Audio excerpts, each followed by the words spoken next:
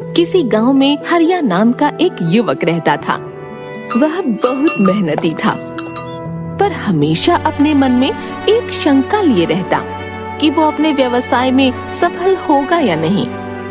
कभी कभी वो इसी चिंता के कारण आवेश में आ जाता और दूसरों पर क्रोधित भी हो उठता, और कभी अपने बने बनाए काम को गुस्से में आकर खुद ही बिगाड़ लेता। हरिया ने एक बार गांव में टमाटर का व्यापार करने की सोची और उसकी टमाटर की खेती भी अच्छी हुई।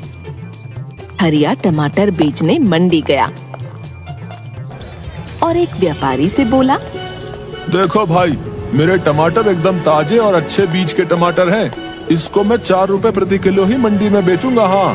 अरे मंडी में नए हो क्या? हैं? यहाँ पर भाव व्यापारी तय करता है, किसान नहीं। 2 रुपए प्रति किलो दो तो बताओ, नहीं तो रास्ता देखो। नहीं, इतने घाटे में मैं अपने टमाटर नहीं बेचूंगा और बहुत व्यापारी हैं। रहने दो आप। जाओ पता करो मंडी में, देखता हूँ कौन लेगा तुम्हारे ये टमाटर। उसके बाद हरिया एक के बाद एक सब व्यापारियों से मिला, पर कहीं उसके भाव में टमाटर नहीं बिके और अंत में परेशान होकर गुस्से में आकर सारे टमाटर पास की नहर में गिरा दिए और गुस्से में अपना ही नुकसान कर बैठा। एक दिन उसके गांव में एक प्रसिद्ध महात्मा जी का आगमन हुआ। खबर मिलते ही हरिया महात्मा जी से मिलने पहुंचा और बोला, महात्मा जी, मैं कड़ी मेहनत करता हूँ, सफलता पाने के लिए हर एक प्रयत्न करता हूँ, पर फिर भी मुझे सफलता नहीं मिलती। कृपया आप ही कुछ उपाय बताएं। मुझे कामयाब होना है महाराज जी। मैं कड़ी मेहनत करने को तैयार हूँ। आप कृपा करें महाराज जी, कृपा करें। महात्मा जी ने मुस्कुराते हुए कहा, बेटा, तुम्हारी समस्या का समाधान इस चमत्कारी ताबीज में है। मैंने इसके अंदर कुछ मंत्र लिखकर डाले हैं जो तुम्हारी हर बाधा को दूर कर देंगे। लेकिन क्या महाराज? नहीं, तुम नहीं कर पाओगे। इसे सिद्ध करना बहुत मुश्किल है। अब तुम नहीं कर पाओगे।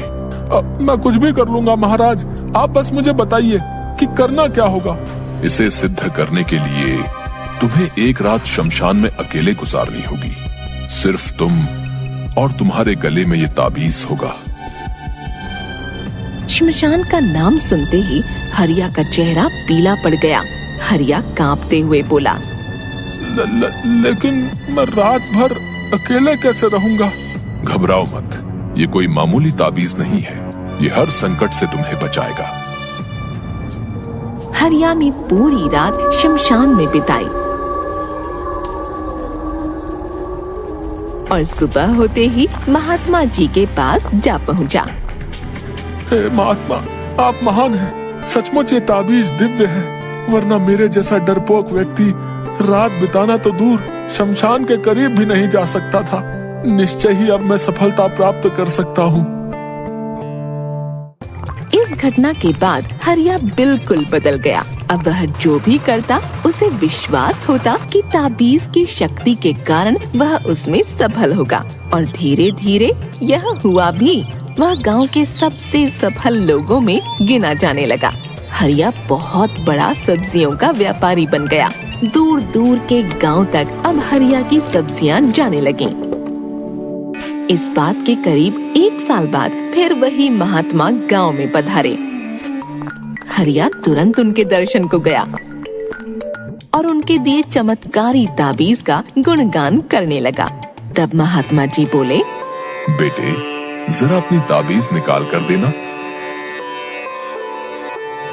उसे खोलते ही हरिया के होश उड़ गए जब उसने देखा कि ताबीज के अंदर कोई मंत्र वंत्र नहीं लिखा हुआ था, वह तो धातु का एक टुकड़ा था।